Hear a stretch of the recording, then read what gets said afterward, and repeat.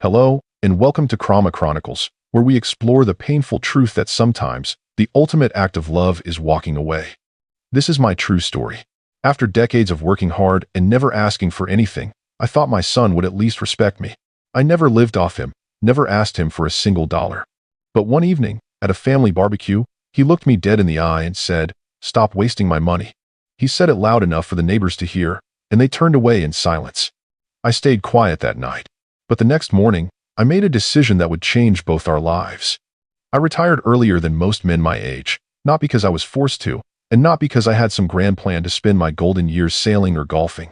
I did it because, after 40 years of grinding in a business I'd built from scratch, I realized I had already given the best of my energy to work. When I sold the business, I made sure all my debts were cleared, my affairs were in order, and my accounts were strong enough to sustain me for the rest of my life. When my son suggested that I stay with him temporarily while his condo was under renovation, I didn't hesitate. I pictured something warm, maybe even healing for both of us. A time to reconnect. I arrived with nothing more than a couple of suitcases and a box of old books.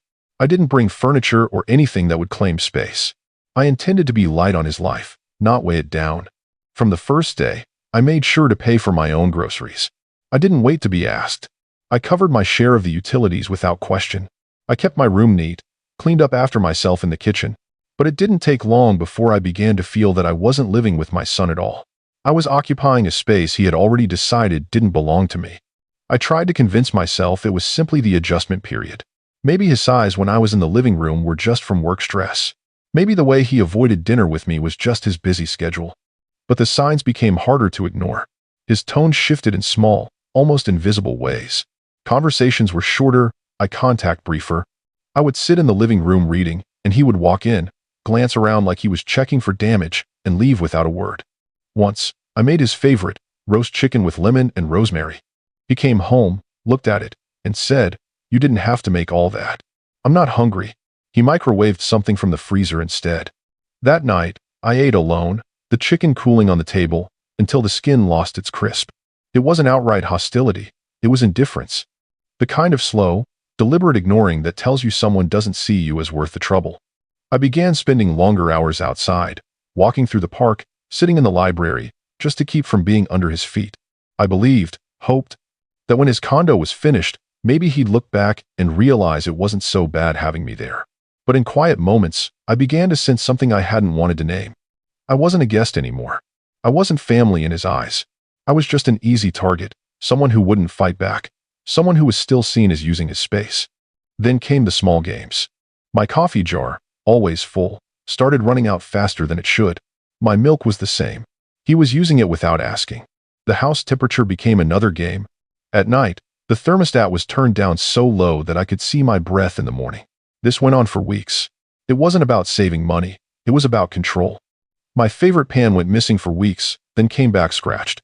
These were not accidents. They were done to show me I didn't have control here. In the bathroom, my towel was damp before I used it. My toothbrush was always moved from where I left it. On my birthday, he didn't say a word. I sat in my room looking at old photos of him as a kid, holding the toy I worked extra shifts to buy. I thought love like that lasted. I was wrong. These small things chipped away at me. They were tests to see how much I would take. He wanted me to feel like I didn't belong. If this deeply moving story of betrayal and control resonates with you, please hit that like button and subscribe to Stoic Love. It happened at a neighborhood barbecue on a Saturday afternoon. I sat quietly at the corner table. When I heard they were running low on food, I stood up. I said, "I can go pick up some more. My treat." Before I could take another step, his voice cut through the noise, loud, clear, meant to carry. "Stop wasting my money, old man. You're eating for free here." Everything stopped. Laughter turned into tight silence. I looked at him, standing there with that half smirk, holding his beer. A couple of his friends glanced away. Nobody met my eyes. That was the worst part. Not the words, but the way they made people uncomfortable enough to pretend I wasn't there. I didn't defend myself. I just looked at him for a second, then sat back down. My chest felt heavy, but my face stayed still. I would not give him the satisfaction of seeing me break. Walking back to my room that night, I replayed it over and over. That sentence, that tone, that smirk. It wasn't just disrespect, it was a warning. He wanted me to know my place, beneath him, dependent, small. But he didn't know that humiliation doesn't always make a man weaker. Sometimes it makes him dangerous. The next morning, I woke up early. When I walked into the kitchen, the pantry door had a small silver lock on it. A lock. Then I noticed a note stuck on the fridge in his handwriting. Stay out of the kitchen after 8. Need to keep things organized. Organized. That was his word for shutting me out. So I went back to my room with a cup of tea and some crackers. I sat on my bed with my laptop. I typed in the login for that old joint account. He was using it for his new startup. He probably thought it was his money now. But my name was still there. My rights were still there. I looked through the transactions. Last week, $1,800 on a custom exhaust system for his sports car. 2 days before that, $600 at a luxury watch boutique. It was all about showing off. And then I remembered his voice at the barbecue. Stop wasting my money. I had felt powerless that day. But this morning, I realized I had been holding the real power all along. That was the trigger. I didn't have to swallow his disrespect just to keep a roof over my head. I still had one piece of power left, and that knowledge kept me calm. I didn't give myself time to change my mind. I called the bank and told them I wanted to remove one name from the account. The moment she confirmed my authority, I felt something loosen in my chest. Control. I logged into the account again. I went deeper. Not just the joint account, but the shared utilities, the subscriptions, the automatic bill payments. Click. Cancel. Click. Transfer. Click. Secure. Then came the bigger step, the house. The deed had my name on it. I called the agent and told her I was ready to list.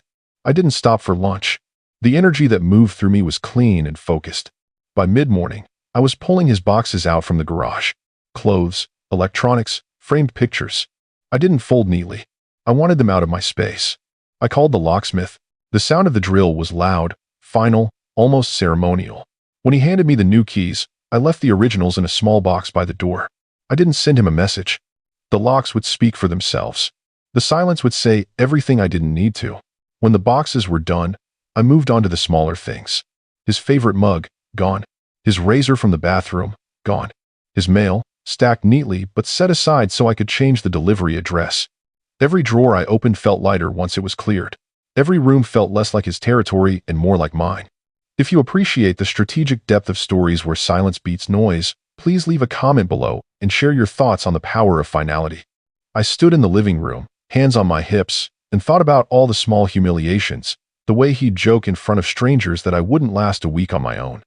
The way he made himself the main character in a life I had helped build. When the locksmith handed me the keys, I knew one thing for certain. The next time he tried to call me a burden, he'd have to do it from somewhere else. The first sign that he'd discovered what I'd done wasn't a phone call. It was the sound of his car pulling into the driveway far too fast, tires biting the concrete. The metallic click of failure as his old key slid into the front door lock. Then the knocking started. Heavy, uneven strikes that echoed through the hallway. I didn't answer. He didn't shout. He was the type to retreat, regroup, and strike from a different angle. I called my lawyer. I told her what I had done, what was still in motion, and what I wanted in writing before he had the chance to twist it. 2 days later, his first counterstrike arrived in the form of a letter from his attorney, painting me as unstable and reckless. I read every line twice, but I didn't respond in anger. My lawyer sent a one-page reply. Everything contested, nothing conceded. The financial ripples started to show within weeks. The shared credit line I'd closed left him scrambling. The automatic transfers he'd counted on were gone. Friends stopped inviting him. I didn't gloat. It was about removing the weight that had been pressing on my life for years. One morning, I walked through the house and realized there was no trace of him left. Not in the drawers, not in the closets, not in the smell of the air. The silence was different now. Not tense. Just quiet. My quiet. I saw him again, unintentionally, at the grocery store. He froze when he saw me. I didn't acknowledge him. I scanned my things, bagged them, and walked out. The silence between us was louder than anything I could have said. I didn't owe him a reaction, not anger, not pity, not even acknowledgement. The house became mine in more ways than the paperwork could show. I rearranged furniture, painted over walls he'd insisted on keeping. It wasn't about erasing him. It was about removing the fingerprints he'd left on my space, my time, my life. If you're ready to reclaim your own narrative and find peace, subscribe to Stoic Love now and join our community. The calls stopped first. Then the messages, even the occasional, accidental run-ins evaporated. It was as if he'd finally realized that no matter how many times he tried to circle back, the landing strip was gone. I thought the quiet might feel empty, but it didn't. It felt like breathing clean air after years of inhaling smoke. There's no adjustment period for relief. The silence wasn't just between me and him. It was between me and who I used to be when he was still part of my life. That version of me, the one who explained, excused, negotiated, was gone, and I had no interest in resurrecting him. The moment I realized I was no longer bracing for his opinion was the moment I knew I had fully taken my life back. And maybe that's the real aftermath. Not the legal changes, but the quiet confidence of knowing you've ended something on your own terms, without apology, without theatrics. I didn't block his number. I just let the silence speak for me. He wanted me gone. Now I am. And the money he thought I was wasting? It's keeping me warm tonight. Final call to action. He mocked my worth and laughed at my silence. Until silence took everything he loved.